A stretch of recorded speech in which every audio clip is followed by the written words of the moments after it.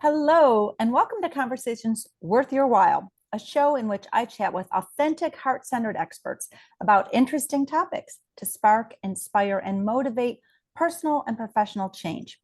I'm your host, Linda Bucher, and today's topic is spiritual, but not religious.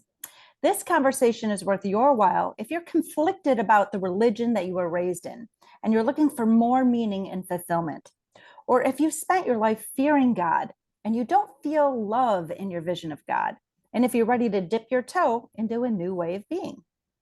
Before we get started, it's important to let you know that Conversations Worth Your While has a greater purpose. I believe that each of us has unique gifts to share with the world and that you are here to make big, beautiful ripples that no one else can make. My gifts and my purpose lie in helping smart, heart-centered leaders to make a splash that ripples positive change. I'm a ripple maker, a thought leader, a master coach, and a show host, using my experience, skills, and talents to coach, lead, mentor, and teach. And this show is one of the ways I make ripples by making a splash through informative conversations with guest experts. And speaking of ripple makers, today I have the pleasure of being joined by Ranson, who is making positive ripples in a very unique way. Anne is a teacher, a facilitator, and a guide for powerful breakthroughs. She has a passion for helping others live life to the fullest and find ideal outcomes for happiness and success. Hello, Anne, and welcome. Hi, Linda. Thank you for having me. You're very welcome. It's my pleasure. Now, I know you spent 30 plus years in the media industry and in Fortune 500 companies. So how is it that you combine that background, sales, marketing, strategy, with coaching to make positive ripples in the world? Well, great question. Part of it has to do with being authentic, and letting more of my authentic spiritual self emerge. It doesn't mean that I quit being strategic in my thinking or that I quit understanding marketing. It's more that I added to the skills that I already had by really prioritizing and making spirituality and spiritual practice more at the forefront. It doesn't mean that necessarily my clients ever know any of that. Some of them do, some of them don't. I'm not trying to hide anything. It's just for some of my business clients, they're not working on things related to that. So it's actually been a little bit easier than it sounds on paper. I get where you're coming from. My background is similar, lots of corporate experience, master's in business, and now much more spiritual and intuitive and using gifts that sometimes I think just come through me, but that doesn't make me less strategic or less logical. So yeah, I get where you're coming from. So thank you for sharing that. Yeah. So, okay. And so why is today's topic, spiritual but not religious, worth your while to chat with me today?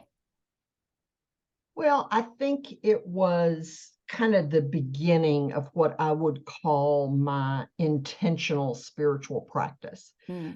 I was raised, I live in Texas, in Dallas, and I was raised a good Southern Baptist little girl. And it was a very conservative church. And every Sunday I was told I was going to hell. And I'm just a little kid, and I'm thinking, oh my God, what did I do? And fortunately, my mother moved us to the Unity Church when I was a teenager, that is, while based in Christianity, is also based in the love of God and Christ principles that support a more, a more loving philosophy. And so I graduated from high school, went off to college, started working in the radio industry, during the era of sex, drugs, and rock and roll. So church was not at the top of my list for weekend activities. And it wasn't until the mid 80s when I met a spiritual teacher who just turned everything I had ever known completely on its ear. And I began to see, oh, there's a loving God. There is somebody that is on my side, Mm. not somebody that's trying to send me into, burning hell for the rest of eternity. Yes, I understand. I was raised Roman Catholic, and I was, same thing. You get to be older, and it's just life gets in the way. And then when my husband passed away, I was 45, and that's when I went back to church on my lunch hour just to have some grounding. And at the same time, I was being introduced by a friend of mine to the teachings of Abraham through Abraham Hicks. And so I was doing both at the same time, and I came to this realization, like, there's kind of room for me to experience God in a very different way, because my beliefs began to be bigger than the box of Catholicism. They were outside. So instead of trying to squish them back in when they start, I mean, you can't unbelieve what you believe it. Yeah. Like if it's Yeah. feeling like truth, like I had to follow it because it really felt like truth. So I, I probably have synthesized things that I've heard and learned over the past 14, 15 years since that time. And I couldn't put a religion name on it. So Yeah. it's so much bigger than me that I'm and what I'm a part of. And so, and I want to just say for our audience that when we say God, this is a very personal thing. So, universe, source, God, like the name to me is not important. It's that that more powerful, I don't even know how to say it, something that I'm a part of, not separate from, and it's very powerful. So it's definitely shaped a lot. And many of our listeners and you and me, we've imagined our best life. We've done a lot to have our best life. And then we get to this point where we know in our heart that we need to bring the best of us forward in order to make these big, beautiful, positive ripples that we know that we're here to make. So when we discover that there's a God available, that's nothing other than pure love. And when we hold that vision and we connect with that love, that different vision of God than the one we were taught, this is the place from which we can navigate life and experience with so much more joy and be in that place to make those big ripples and to fulfill our purpose. Yeah. Yeah. Absolutely. Okay, so you said something to me in an earlier conversation that just blew my mind. It's such a soundbite. Okay, here we go. Audience, brace yourself. This is amazing. Tell me how you put this. What is the difference between spirituality and religion? So, in my belief system, spirituality teaches responsibility, religion teaches obedience. Mm, mm. I want to And say amen to that. yeah, exactly, exactly. And it's through my spiritual teacher that I met in the mid-late 80s that she began to show me this new vision. Because again, even though we'd left the Baptist and gone to Unity, and I want to make it clear, I'm not disparaging people whose path is Southern Baptist or Catholic or anything else, Right. because I believe in reincarnation and I believe that we make choices before we come into a lifetime. Some lifetimes we're going to choose obedience, and some lifetimes we're going to choose responsibility. So what I mean by that is most organized religions that I'm familiar with, certainly the Southern Baptist, has rules. Like in the Southern Baptist Church, you can't dance, you can't play cards, you can't smoke, you can't drink. So there's a lot of rules. Mm. And if you're a person who likes rules, then that provides a very safe container for you. Mm-hmm. Okay, well, if I do these things, then I'm going to go to heaven. However, on the other option, I guess, is being spiritual, which is about responsibility. Mm. And that is, I don't need you to tell me how to enhance my relationship with God. I usually use, but the divine, the creator, whatever word works for you. My responsibility is to remember the truth that I'm a precious child of God. You are, everyone listening is a precious child of God. And so the responsibility is for me to find all the things that are preventing me from really embracing this God of love and this God that encourages us. I have a friend who's a new age musician, Charlie Thweet, and he has a song about, birds don't care about air. And the philosophy of it is they don't have to worry about it because it's just there. And I think that is part of the spiritual journey. I don't have to go find God. I just have to acknowledge God's presence. That's very interesting. Yeah. I really love that spirituality teaches experience. A responsibility. I'm sorry. Oh, I'm sorry. Hello. Responsibility.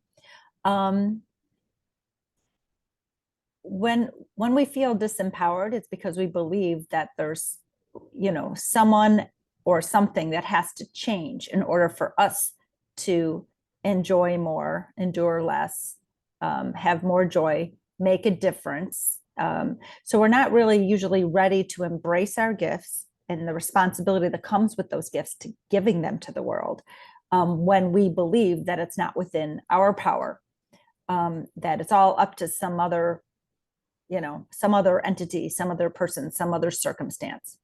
And when we take responsibility for our thoughts and emotions, and we experience a loving God, source, universe, divine, however you want to put it, what happens naturally is we begin to experience self-love. And that is the path to that giving our gifts to the world. Until you feel worthy of the gifts you've been given, you're not going to take the responsibility seriously that you have to get them out to the world. So I love that. Well, and another piece of taking responsibility is you can't play the victim. No. And we have a society that is ripe with victimhood. And if I'm responsible for my life, and in my belief system, I mean that 100%. I'm not just talking about sometimes or when I like the answer or when things are going my way. My practice is to sit with everything that happens to find the nugget that's there for me. Because even when I screw up, and of course I'm human, so I've made 1,000 million mistakes in my life, I don't really think of them as a mistake. I think of them as an experience, an opportunity to learn and grow. And my job is to find out what's the lesson. Absolutely. And so that prevents me from I can't play the victim. Well, I mean, I can, but it is not in alignment. It is not authentic to my spiritual beliefs. Right. That I love that you brought up that victim mentality. The victim says, the mindset is, this happened to me, and then that happened to me, and then the other thing happened to me. When you move through that and you move into the hero's mentality, the hero says, when this happened, I did this. And when that happened, I did that. When the other thing happened, I did that other thing. So it's really taking responsibility for our reactions and our actions and reactions given the circumstances that come our way. And a big part of it you brought up, and that's how we see those challenges that have come our way. If we see them as growth opportunities, then we can find the lesson. If we see them as a victim, and this is what happened to me, we will not have the evolution that I'm like with you. I believe we came here to get some kind of evolution, while we're here along this particular ride. So our depth of understanding, right, which is steeped in our own personal truth. And I love that you brought that up earlier. We're not disparaging religions at all. We're just saying be your own truth. It feels like freedom. that's my personal experience, and that's the experience that my clients also have reported to me. When you have a ping, right, of truth, it feels like, oh wow. And then when you sit with it, like you're saying, it just feels expansive within you, and it just feels like truth. And that's how we want to navigate, is by continually evolving our depth of understanding, by sitting with it and seeing what feels like truth. Yeah, because otherwise we're like a ping pong ball.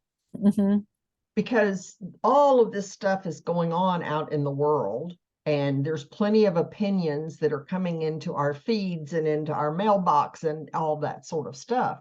And if I don't have any grounding in whatever my beliefs are, Right. you can believe in the flower kingdom. That's a beautiful thing. Be a Wiccan. That's a beautiful thing. Whatever it is that gives you that solid foundation, then keeps, well, it doesn't keep circumstances from coming your way that might invite you to be a victim, but it does give you a place to go when that happens. Because the way I say it is, even the most heinous things happening in our world, there is a higher truth. Mm-hmm. My job is to find the higher truth. Right. When I can't find it because I'm not God, I don't have, perfect vision, but when I move in the direction of there is a higher truth, just my faith that I know there's a higher truth, then I can breathe no matter what's going on out in the world. Mm-hmm. Yes. Yes. I totally agree with that. So it takes introspection. It takes discovery of the belief systems that we have that need to be shed, because evolution, enlightenment, truth, the path to get there is not one where we add stuff, it's one where we shed stuff. So then doing the work to shed those belief systems that don't feel like truth. And negative emotions are not truth. If you feel guilt, that's because it's not truth. If you feel joy, that's you're moving towards truth, you're in truth. So it takes practice, it takes this introspection. We need to sit with it, sit with ourselves. How else can I experience this? Asking questions like that. How else might I experience this? How would the hero in me experience this instead of the victim in me?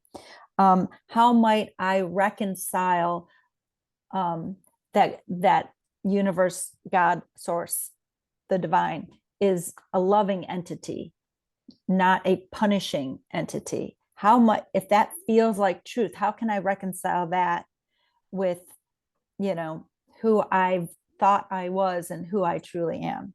So it's really a beautiful, beautiful journey. It does take some time. You said, I love the way you put it. You said to me earlier, the journey from the head to the heart is a long journey. And that's very true. When we know something up here, we're like, oh my gosh, that might just be true. Then it takes a little bit of work and some time to get it so that it, like at that cellular level, it feels like truth. It's already known, truly known. So that's beautiful. Well, and I think that's, to get it to the heart is when we really embody something. Mm-hmm. It's no longer just a construct. It's not just a philosophy or that's an interesting thought. It's like, oh, wow, this is something I can embody. I can live this. Mm-hmm. Maybe I don't make it every day, but I'm the eternal optimist. As long as I'm moving in the right direction, it's like, okay, we did it good today. Right. I'd like to just bring up, people have objections when there's something new and scary. There's always the yeah buts. It's one of my favorite exercises to use with my clients. I'm like, I want 10 yeah buts right now. Let's go. So, I remember for me, one of the very scary things was my father had asked me when my oldest was going to make his confirmation. And I said, he's not. And my father immediately just jumped to, oh, so you don't believe in God? I don't know why he made that jump, right? But that fear of what is my family and support system going to think of me as my beliefs are shifting and changing, and they don't fit the mold of what makes them feel safe and what's right for them. Maybe it's right for them. Maybe they've never questioned whether it's right for them, and maybe it truly is. But just, that fear of being judged, of being questioned, about how I'm going to raise my kids, about, and maybe even their fears of like, oh, then Linda, you're going to go to hell. I'm like, maybe that's true if there were such a thing, but I don't think there's such a thing, Yeah. So I'm not really that worried about it, but they are worried about it, when we have, family members like that. It's a really difficult time. I want to acknowledge that it is difficult to live your truth and share your truth.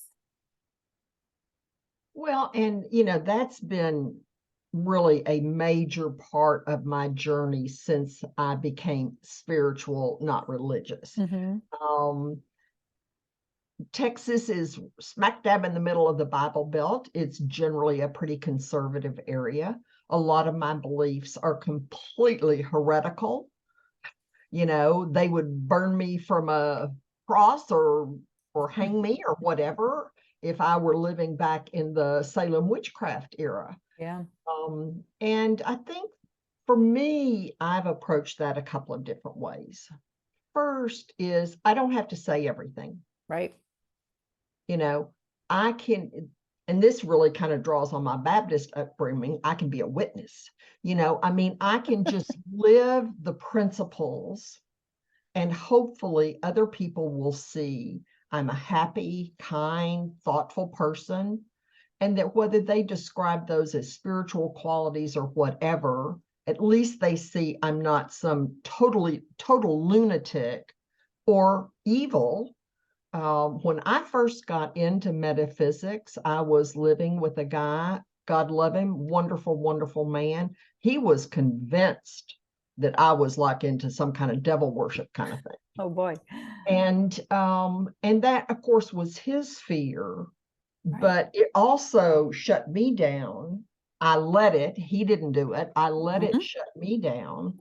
And so now I'm finally getting the confidence to speak more openly because I've learned language that is less triggering. Beautiful. Because I have used a lot of what people call woo-woo language, because that's kind of the way I experienced it. But I would see the reactions from people. And I've learned because the world has evolved, spirituality has evolved. And so I can choose different words instead of saying, meditation. I can say I sit with things.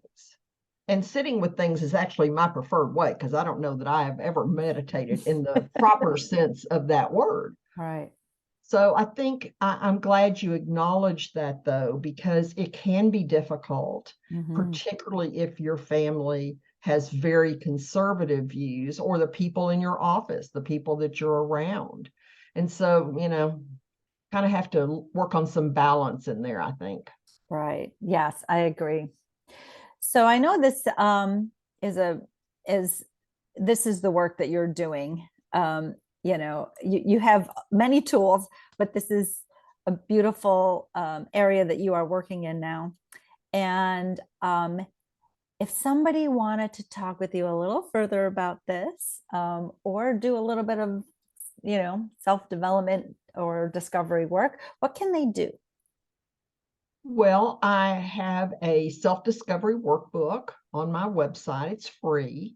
So you can just download it, print it out. It includes something that in my coach's training was called a life balance wheel. And Mhm. it's basically where we sit and kind of assess our life in different dimensions. Mm, How's my work life? How's my physical life? How's my entertainment life? How are my relationships? Because so often in today's world, we don't pause, we don't stop to ask the questions. Then we say, well, I don't know what to do. I don't know what I want. Well, okay, when was the last time you turned the TV or the phone or whatever off? Pick your device of choice. When was the last time you set it aside and just sat in the quiet? Right. Because the answer, we have the answers. We do. It's very true. It's just, it's like people used to say, oh, well, nobody hears my prayers. I've never gotten an answer to a prayer. And I say, and when was the last time you sat quietly waiting to hear? Right. Oh, yeah. Yeah. Yeah. Everybody gets stuck in the asking, and they don't move to the next step, which is the receiving. It was explained to me one way that it just stuck with me all these years. If you ask for something, a prayer, an intention, whatever. So it's like playing the radio station that's country, but asking, play rock and roll, play rock and roll, play rock and roll. And then you keep your receiver on the country station.